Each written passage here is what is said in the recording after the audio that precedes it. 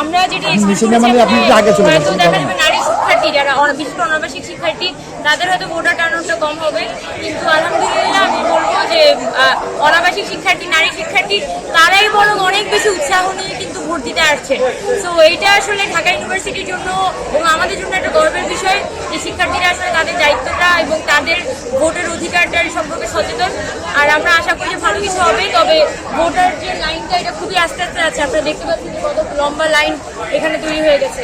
আবার polling agent সংক্রান্ত অনেক ঝামেলা হয়েছে, কেন্দ্রের মধ্যে প্রচুর আচরণবিধি লঙ্ঘনের ঘটনা ঘটছে।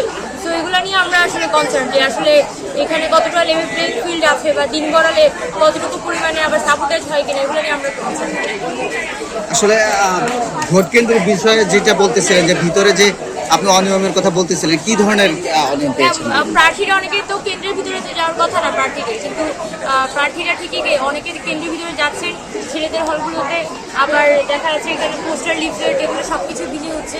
তো আমরা এগুলো নিয়ে আসলে শিক্ষার্থীরা যত বেশি ভোটার টার্নআউট যত বেশি হবে তত বেশি হচ্ছে যে এখানে নিরপেক্ষ নির্বাচন হওয়ার সম্ভাবনা বেশি। দলীয় শিক্ষার্থীদের বাইরে যারা নিরপেক্ষ স্টুডেন্ট তাদের এখানে ভোট দেওয়ার সম্ভাবনা বেশি, সেটা হলে অবশ্যই আমরা প্রাধান্য পাবো।